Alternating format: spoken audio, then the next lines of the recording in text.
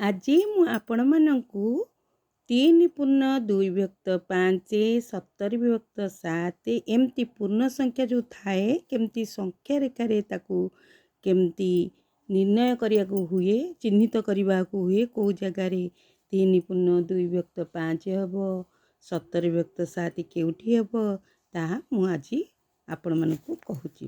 ବର୍ତ୍ତମାନ ଆମେ 3 ପୂର୍ଣ୍ଣ 2 ବିଭକ୍ତ 5 କେମିତି କରାଯାଏ ସଂଖ୍ୟା ରେଖାରେ ତା ମୁଁ କହୁଛି। ପ୍ରଥମେ ଆମେ ସଂଖ୍ୟା ରେଖାଟି ଅଙ୍କନ କରିବା। ଏମିତି ଷ୍ଟ୍ରେଟ୍ ଗୋଟେ ଲାଇନ୍ ନେଇଯିବା। ଆମେ ତ ଜାଣିଛେ ଏମିତି 0 ଦେବା, ସଂଖ୍ୟା ରେଖା ଅଙ୍କନ 0, ଏପଟେ ଏ ନାମ ଦେବା, ତାପରେ ସମାନରେ ବି, ଏମିତି ସି ଦେବା, ଏମିତି ଡି ଦେବା, ଏମିତି ଦିଆ ହୁଏ। ତାପରେ ଆମର ଅଛି ଏଠି ଆମେ ଅଛି କ'ଣ 3 ପୂର୍ଣ୍ଣ 2 ବିଭକ୍ତ 5। 3 ପୂର୍ଣ୍ଣ ଦେବା, 5ରୁ 2 ଭାଗ କରିବା ହେଲା। 3 ପୂର୍ଣ୍ଣ ମାନେ ଏଇଟା ହେଲା ଏଇ ଯେଉଁ ଇଏ ଗୋଟେ ଭାଗ 0ରୁ ଏ ପର୍ଯ୍ୟନ୍ତ, 0ରୁ ଏ ଯାଏଁ ଗୋଟେ ଭାଗ, ଏଇଟା 2ଟା ଭାଗ, ବି ଯାଏଁ 2ଟା ଭାଗ, ଏଇଟା 3 ଭାଗ ହେଲା। ଏଇଟା ସି ଠାରୁ ଡି ପର୍ଯ୍ୟନ୍ତ ଏଇଟା ପୂର୍ଣ୍ଣ ହେଇଗଲା। 3 ପୂର୍ଣ୍ଣ କରିଦେବା, ଏଠି 3 ହେଲା। ଏଇ ଯେଉଁ ସି ଡି ରେଖାଖଣ୍ଡ ଏଇଟାକୁ ଭାଗ କରିବା, 5 ଭାଗ କରିବା। ମଝିରେ କେତେଟା ଘର ଦେବା? 4ଟା ହେଲେ 5ଟା ଘର ହେଇଯିବ ହେଲା। ଭାଗ ହେଲା 1 2 3 4 5 ଭାଗ ହେଇଗଲା। ଆମେ ଏଠି 3 ପୂର୍ଣ୍ଣ ହେଲା, ସି ବିନ୍ଦୁଟା ହେଲା 3 ପୂର୍ଣ୍ଣ। ତାପରେ ଆମେ 3 ପୂର୍ଣ୍ଣ 2 ବିଭକ୍ତ 5, 5 ଭାଗରୁ 2 ଭାଗ ଯେଉଁଟା ଆମେ କେଉଁ ଜାଗାରେ ଚିହ୍ନିବା? ଏଇ 2 ଭାଗ ହେଲେ ଏଇ ଜାଗାରେ ଚିହ୍ନିତ କରିବା ହେଲା। 5 ଭାଗରୁ ଏଠି 2 ଭାଗ ହେଲା। ଏଠି ଲେଖିବା କ'ଣ ନା 3 ପୂର୍ଣ୍ଣ 2 ବିଭକ୍ତ 5 ବୁଝିହେଲା। ତାପରେ ଆମେ ଦେଖିବା 17 ଅପକୃତ ସଂଖ୍ୟାଟି ଦେଇଥିବ ଯେମିତି କରିବା 17 ବିଭକ୍ତ 7। ଏଇଟା ଅପକୃତ ଭଗ୍ନାଂଶରେ ଅଛି, ଆକୁ ମିଶ୍ର ଭଗ୍ନାଂଶ କରିବା।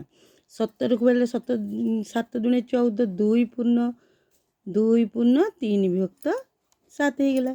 7 ଦୁଣେ 14, 14 3 17, 2 ପୂର୍ଣ୍ଣ 3 ବିଭକ୍ତ 7। ଏଇଗୁଟାକୁ କେମିତି ସଂଖ୍ୟା ରେଖାରେ ଆମେ ଚିହ୍ନିତ କରିବା। ସେମିତି କରିବା, ସେମ୍ ପ୍ରୋସେସ୍। ଗୋଟେ ସଂଖ୍ୟା ରେଖା ନେବା, 0 ଦେବା, ତାପରେ ଏ ଗୋଟାଏ ଘର ଗଲା, ବି 2ଟା ଘର ଗଲା, ସି 3ଟା ଘର, ଡି 4ଟା ଘର। ଆମେ ଦେଖ କେମିତି ଏଇଟା 1ରେ ଗଲା, ଏଠି ଅଛି 2 ପୂର୍ଣ୍ଣ, ଏଠି 2ରେ ଗଲା, 2 ପୂର୍ଣ୍ଣ ହେଲା।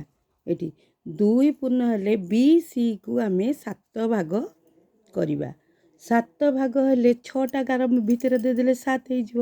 1 2 3 4 5 6, 7 ଭାଗ ହେଲାନି। 1 2 3 4 5 6 7, 7 ଭାଗ ହେଲା।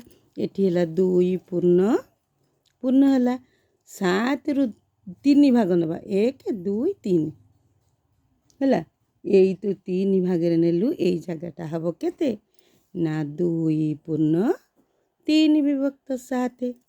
ଏଇଭଳି ଭାବରେ ଆମେ କ'ଣ କରିବା ନା ପୂର୍ଣ୍ଣ ସଂଖ୍ୟା ଥିଲେ ଅତି ସହଜ ଉପାୟରେ ସଂଖ୍ୟା ରେଖାରେ ସ୍ଥାପନ କରିପାରିବା।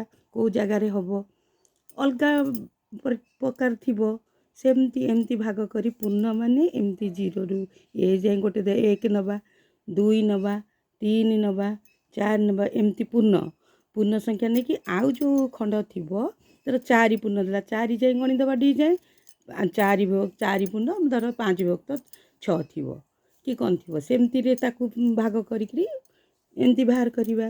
ଅତି ସହଜ ଉପାୟରେ ଶିଖିକିରି କରିପାରିବା। ଏମିତି ଏଇ ପ୍ରୋସେସ୍ରେ କଲେ ଆପଣମାନେ ଭଲ ସହଜରେ କରିପାରିବେ। ମୋ ଭିଡ଼ିଓଟି ଯଦି ଆପଣମାନଙ୍କୁ ଭଲ ଲାଗୁଥିବ ମୋ ଚ୍ୟାନେଲକୁ ସବସ୍କ୍ରାଇବ୍ କରିବା ସହିତ ଲାଇକ୍ କମେଣ୍ଟ ଦେବେ। ଧନ୍ୟବାଦ।